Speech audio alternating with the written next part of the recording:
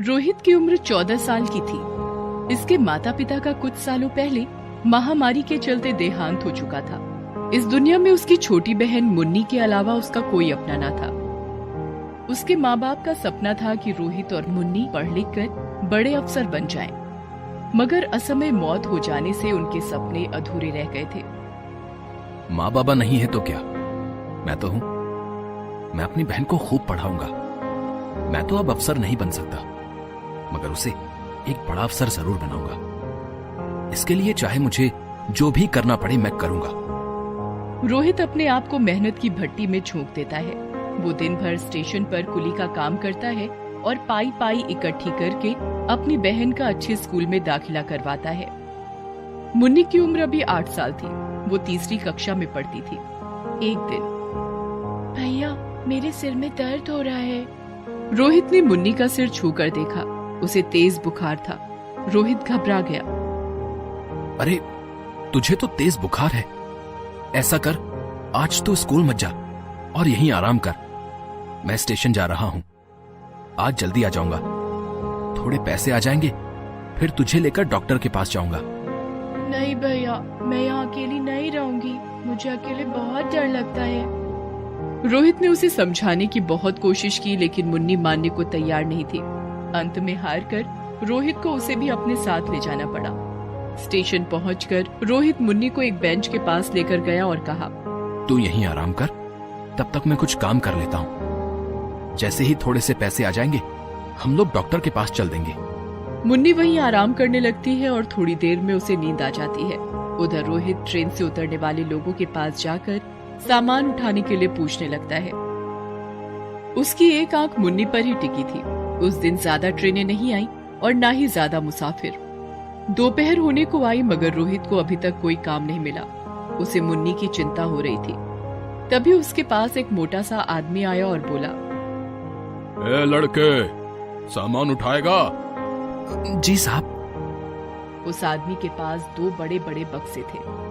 रोहित ने बड़ी मुश्किल से दोनों बक्सों को अपने सर पर उठाया और उस आदमी के साथ चल पड़ा। स्टेशन के बाहर आने पर, लो साहब, हम बाहर आ गए। अब मुझे मेरे पैसे दे दो साहब, मुझे जाना है। अरे रुक जा, कोई रिक्शा तो मिलने दे, फिर सामान उसमें लाद देना, फिर पैसे मिलेंगे। रोहित को देर हो रही थी, मगर उस आदमी ने आधे घंटे तक उसे रोक कर रखा। उधर स्टेशन में मुन्नी की आंख खुलती है। रोहित को वहां ना पाकर वो घबराई हुई से उसे ढूंढने लगती है। भैया ढूंढते वो ट्रेन में चढ़ जाती है। भैया जैसे ही वो ट्रेन में चढ़ती है, ट्रेन चढ़ती। बेचारी मुन्नी डर के मारी ट्रेन से कूद भी नहीं पाती और उसे ट्रेन में बैठकर रोने लगती है। उधर जब रोहित अंदर आता है तो उसे मुन्नी दिखाई नहीं देती। वो बदहवास सा उसे इधर उधर ढूंढने लगता है, मगर मुन्नी उसे नहीं मिलती। ट्रेन रोहित कई दिनों तक पागलों की तरह उसे ढूंढता रहा। उसने लोगों से पूछा, शहर के चप्पे चप्पे पर मुन्नी को ढूंढा, मगर उसके हाथ सिर्फ निराशा ही लगी।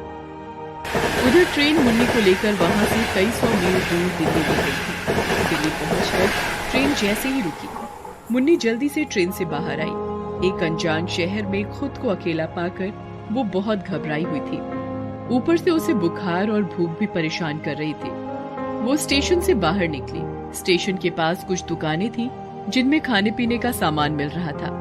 अंकल कुछ खाने को दो ना, बहुत भूख लगी है अंकल।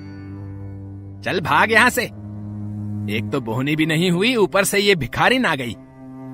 मुन्नी सहम कर वहाँ से चल दी। वहीं स्टेशन के पास में एक मंदिर था। वहाँ एक पति पत्नी भंडारा करवा रहे थे। भिखारियों की लंबी लाइन लगी हुई थी। मुन्नी ने देखा कि वहाँ खाना मिल रहा है तो वो भी लाइन में लग गई। करीब आधे घंटे बाद उसका नंबर आया, लेकिन जैसे ही उसने खाना लिया उसे चक्कर आ गया और वो बेहोश होकर वहीं गिर पड़ी।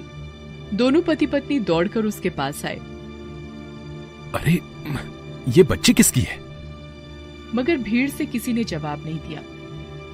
अरे इसे तो तेज बुखार है। सुनो जी, इसे अभी हम अपने पास ले चलते हैं। जब इसे होश आ जाएगा तो इसी से पता पूछकर इसके घर छोड़ आएंगे। फिर उन दोनों ने मुन्नी को उठाया और उसे अपने घर ले आए। काफी समय बाद जब मुन्नी को होश आया तो उसने अपने सामने उन दोनों पति पत्नी को खड़ा पाया। कौन हो बेटा तुम? तुम्हारे माँ बाप कहाँ हैं? मेरा नाम मुन्नी है। मेरे माँ बाप मर चुके हैं। मैं अपने भैया के साथ रहती हूँ। भैया ने मुझे स्टेशन पर आराम करने को कहा था, मगर जब मेरी आंख खुली तो भैया वहाँ नहीं थे।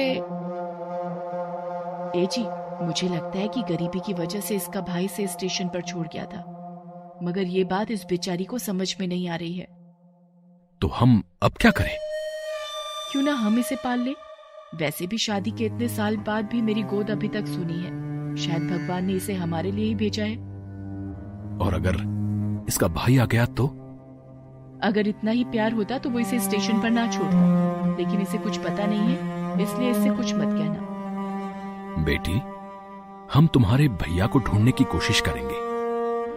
तब तक तुम हमारे साथ रहोगी। इस तरह मुन्नी उनके साथ ही रहने लगती है। धीरे धीरे उसके जहन से अपने भाई रोहित की यादें धुंधली पड़ने लगती हैं। इधर मुन्नी के जाने के बाद से ही रोहित की जैसे सारी आस ही खत्म हो गई थी। उसे अब जिंदगी में किसी चीज की परवाह नहीं रही। वो दिन भर कोल्हू के बैल की तरह काम करता और जो पैसे आते उससे नशा करता था। उसे कम उम्र में ही नशे की लत लग गई। इसी तरह 20 साल गुजर गए। मुन्नी को शहर में पढ़ लिख कर डॉक्टर गीता नाम से एक नई पहचान मिली। उधर रोहित ने नशे की लत के कारण अपनी सेहत बुरी तरह खराब कर ली थी। एक दिन स्टेशन पर जिला अस्पताल से कुछ लोग आए। क्या बात है बाबू साहब, कोई मरीज आने वाला है क्या, जो आज अस्पताल से इतने लोग आए हैं? अजी नहीं, आज जिला अस्पताल की डॉक्टर साहिबा गीता जी आने वाली हैं। उन्हीं के स्वागत के लिए हम लोग आए हैं। तुम कूली हो ना, यहीं रहना। सामान उठाने के लिए तुम्हारी जरूरत पड़ेगी। गीता का नाम सुनकर रोहित सोच में पड़ गया। मेरी बहन भी काफी बड़ी हो गई होगी। अगर आज वो होती तो वो भी एक डॉक्टर होती। तब तक ट्रेन आ गई। उसमें से गीता बाहर निकली। रोहित ने एक बार गीता को देखा और गीता ने रोहित को, लेकिन जल्दी जल्दी में दोनों एक दूसरे को पहचान नहीं पाए। रोहित गीता का सामान उठाकर बाहर आया। गीता ने उसे पैसे देने चाहे, मगर ना जाने क्यों रोहित ने मना कर दिया। इस घटना के कुछ दिन बाद रोहित की तबीयत अचानक खराब हो गई। उस दिन वो काम पर जाने की हालत में भी नहीं था। उसके पड़ोसी रघु ने जब उसे देखा तो घबरा गया। रोहित की सांसें चढ़ी हुई थी और पूरा बदन ऐंठ रहा था। रघु भागकर जिला अस्पताल पहुंचा और वहां से डॉक्टर गीता को ले आया। मुन्नी जब उस जगह पर पहुंची तो उस जगह को देखकर उसकी बचपन की धुंधली यादें साफ होने लगी। उसे याद आया, यही तो वो घर है जहां वो बचपन में अपने भैया के साथ रहती थी। वो घर के अंदर गई तो उसे रोहित दर्द से तड़पता हुआ दिखाई पड़ा। गीता ने जल्दी से उसकी जांच की और उसे एक इंजेक्शन लगाया। धीरे धीरे रोहित की हालत में सुधार हुआ और उसने अपनी आंखें खोली। अरे जान जाने वाली थी तुम्हारी। वो तो शुक्र मनाओ कि डॉक्टर साहिबा टाइम पर पहुंच गईं और तुम्हारा इलाज किया, नहीं तो इस वक्त तुम भगवान को प्यारे हो गए होते। धन्यवाद डॉक्टर साहिबा। डॉक्टर साहिबा नहीं, मुन्नी। हाँ भैया, मैं तुम्हारी ही मुन्नी हूँ जो 20 साल पहले तुमसे बिछड़ गई थी। मुन्नी, मेरी बच्ची, तू कहाँ चली गई थी रे? देख तो, तेरे बिना मेरा क्या हाल हो गया है। मैंने तो जीना ही छोड़ दिया था, मगर अब तू आ गई है, इसलिए अब जीने की भी इच्छा जाग गई है।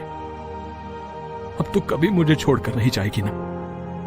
नहीं भैया, कभी नहीं जाऊंगी, कभी नहीं। देख रघु, भगवान ने मेरी जो कमाई 20 साल पहले मुझसे छीनी थी, आज सूद समेत लौटा दी है। मेरी बहन डॉक्टर बन गई है रे। रघु कुछ न बोल पाया। भाई बहन का ये अनोखा मिलन देखकर उसकी आंखों से भी आंसू बहने लगे थे। Thanks for watching.